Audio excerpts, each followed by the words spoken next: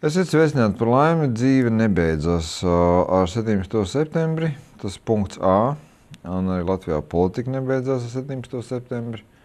Un otrām kārtām ir arī tā, ka nav noslēpums, ka pēdējo politisko visu kaislību, reklāmu kontekstā ļoti daudz saskaņas centrs izmantoja savus ģeniālos panākumus Rīgā un Rīgas pilsētas pārvaldīšanā. Tādēļ mūsu šodienas studijas viesi ir cilvēks, kurš nekandidē. Ja mēs runājam par piekdienu, tad vēl var teikt tagadnes formā, nekandidē. Rīgas domnieks Jānis Mārtiņš Škuj. Un paldies, ka atnāc. Bet tas pirmais jautājums tomēr, kāpēc es teicu, ka ar 17. nebeidzās, jo man interesē, kā jums iet kontekstā ar to, ka bija stāsts, ka daļa no vienotības frakcijas, daļa vispār no Pilsoniskās savienības aizgāja, es jau aizmirsu, kad aizgāja, bet aizgāja, izveidoja biedrību Patriotiskie demokrāti un tā kā pateica, ka mēs tā kā strādāsim vairāk vai mazāk atsevišķi. Cik laika pagājis kopš tā laika? Precīzi arī nepateikšu, droši vien kaut kādu, pāris mēneši. Jā, noteikti 2 mēneši. Nenožēlojat? Demokrātiskie patrioti ir biedrība, un mēs neesam politiskās partijas neviens biedri. Un patiesībā sakot, mēs esam diezgan priecīgi, jo mums ļoti labi saskan. Mēs esam 8 deputāti. Un mums ir uzreiz cits darba režīms, darba stils, darba uzrāviens. Un, protams, ka būtu nekorekti izmantot tavu viesmīlību pirms vēlēšanām, lai stāstītu, kāpēc, kas, kur, ko un kā. Par to mēs labprāt ar faktiem parunāsim pēc vēlēšanām. Bet mēs esam diezgan stabila frakcija, un man liekas, ka spēlējam dažreiz diezgan nozīmīgu lomu kaut kādos domas lēmumos attiecībā uz kaut kādiem, protams, loģiskiem saimnieciskiem lēmumiem. Nē, es saprotu, un es tā neaicinu, un es pats lūdzu tur īpaši tagad nelamāties par politiķiem tādā nozīmē, bet ir tomēr viena lieta runājot par nākotni, jo es atceros tad, kad biedrība veidojās, tad Dārzs Stalts teica, ka tā būtība ir tāda, mēģināt, teiksim, tātad Latvijas politikā tā īsti nav tādas pieredzes, ka ir tātad, piemēram, biedrība, kas mēģina meklēt sabiedrotos dažādās partijās un, attiecīgi, deleģēt savus cilvēkus, slēgt sadarbības līgumus un kaut ko tam līdzīgi. Kāpēc tas ir būtiski? Tāpēc, ka principā tādu fišku, latviešu sakot, mēģināja arī citi, bet nesanāca. Bija Vidzemes partija cits starpā, kur nekandidēja. Ja? Un netika nodibināta, manuprāt, īstenībā. Kur teica, mēs tad arī tā vidzemnieki interesi, un tad mēs skatīsimies. Un tad es jautājums, kā jums ar šito gāja, jo Nacionālajā apvienībā jūs aizgājāt. Jūs cilvēki tik iekļaut listē. Dāvis toreiz teica, ka tā kā Zatleri mēģinās. Nekas nesanāca. Respektīvi vienkārši šis modelis kā tāds, jo tas kaut kādā ziņā es pieļauju cilvēkiem, kuriem nepatīk partijas, varētu būt samērā saprotams un kaut kādā ziņā simpātisks, ka domu biedru grupa, vienalga viņi var saukties tur demokrātiskie patrioti vai dzeņu vērošanas mīlētāji, ka viņi kaut kā tā mēģina ietekmēt politiku. Redz, tā pamatdoma mums bija veidojot biedrību. Pirmkārt, pareizi, kā tu saki, lai biedrībā iesaistītos cilvēki, kuri negrib sevi saistīt ar politisko partiju, jo uz šodienu tā politika, kas ir, viņi ir veca, viņi ir sasmērusies un viņai atvieno jālido miskastē. Visas tās politiskās atbildības, pēdiņās un politkorektumi no rīta pasaka vienu, vakarā pēc izdevības tu izdari savādāk. Tas absolūti lielākai daļai cilvēku jau ir tā pierēbies, ka viņi vienalga, kurā partijā tu esi, ej labāk, nevis nāc. Ja. Kā rezultātā Jā, nav noslēpums. Mēs arī atklāti teicām abām politiskajām partijām, gan Nacionālajai apvienībai, gan Zatlera partijai, ka mums ir šāds mērķis pamēģināt kaut kā savādāk šo politisko virtuvi pamainīt. Nu jā, ar Zatlera partiju sanāca daudz visādi jocīgi. Kāpēc nesanāca, ja nav noslēpums? Redzi, es baidos, cik daudz, ko es varu stāstīt attiecībā par vēlēšanām. Pagaid, tu pats nekandidēji, un šajā gadījumā arī nekandidēji. Nē, saki, kā ir, tāpēc, ka man gan godīgi, ka tā kā drusku jautājums, kāpēc jūs vispār tā kā mēģinājāt ar divām runāt.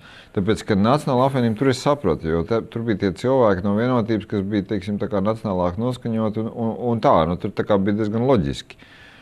Zatlera reforma partijā, nu nekad...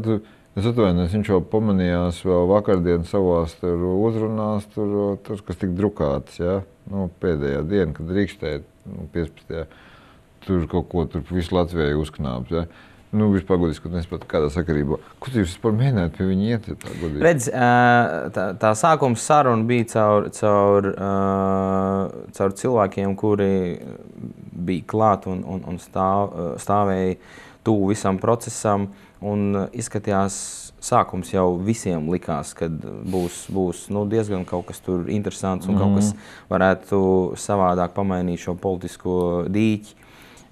Un pēc tam, kad katru reizi sarunu laikā bija savādāki viedokļi, aizmirstot par iepriekšējām sarunām, un tad mēs sapratām, ka tur kaut kas nebūs labi. Līdz beigās viņi pateica, ka tikai vienīgā iespēja jums ir jāstājās partijā iekšā.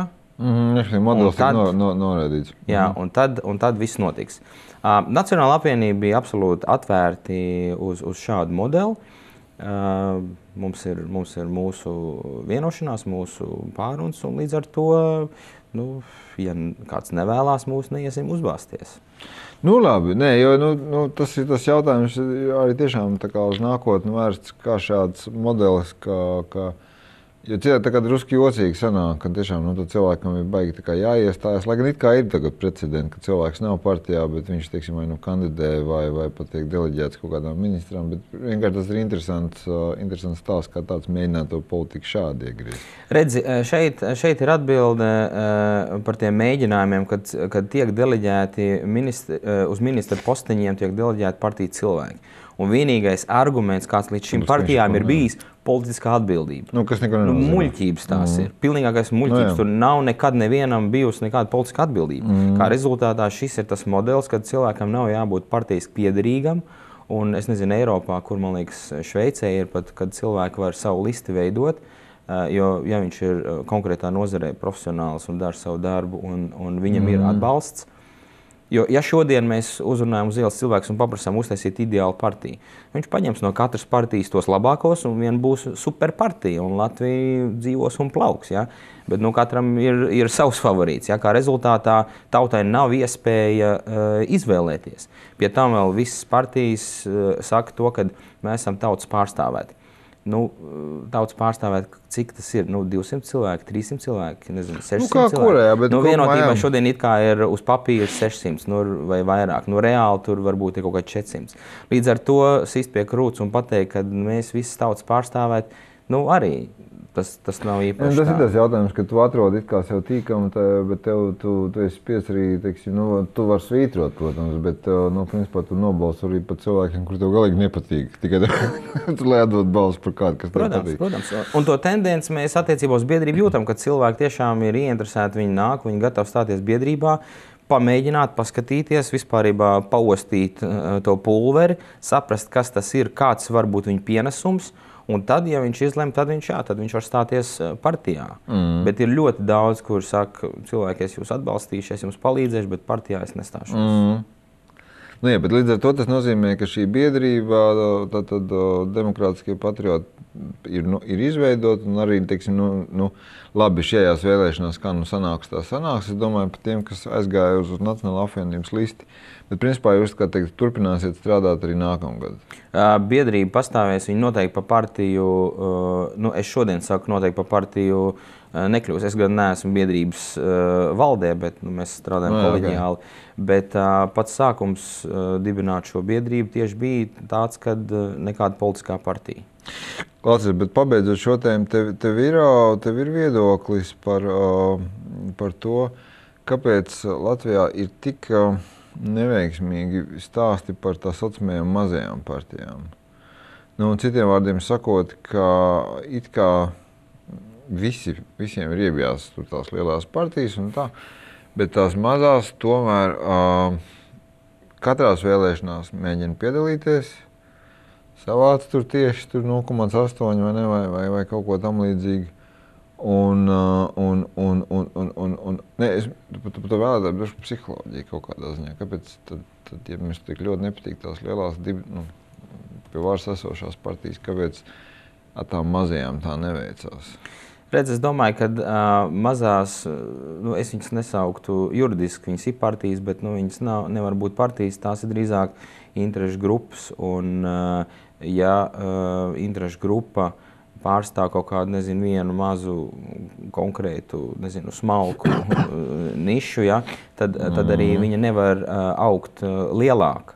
Attiecībā vispār uz partijām, man liekas, ka būtu jāmaina tas likums, ka 200 cilvēki, lai nodibinātu partiju stipri pa maz, jo šodien, ko nozīmē 200 cilvēki, man liekas, draugos kontā tur var atrast, vai Facebookā kontā var atrast 600 un 800 cilvēkus. Līdz ar to viena lieta, man liekas, būtu jāmaina tas likums, kad 200 cilvēki nevar dibināt partiju, jābūt vairāk, paaugstināt griestus. Un par mazām partijām vispārībā cilvēkiem līdz ar to es tev pārtraucu. Es vienkārši gribu teikt, jo tas, ko es neteikšu, ka tur baigās pērles nāk ārā no tā, ko viņi saka, bet tas nav ne pa matu sliktāks nekā tas sviests, ko tās lielās stāsta. Tāpēc es tā brīnos, jo es saprastu, ja tur būtu kaut kas pilnīgi margināli teksti nākt ārā, tad labi, ak, Dievs tēvs, gribat tur ņematies. Bet viņi jau, tu zini, cik es tā, ko tāda tautas kontrola vai ko tur zaļie zemnieki, baigās šīm nav jāgodīgi. Jā, bet skumji teikt, tāda ir tā mūsu tauta, tādi mēs esam. Līdz ar to, mēs paši... Ko mēs pavelkamies tomēr pie stiprākā, tādā nozīmē tas, kurš jau ir pie varas. Saprot.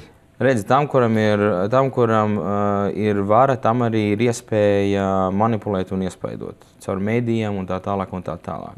Līdz ar to aizbrauc uz laukiem un tu dzirdi tur pārsvarā lielās varas partijas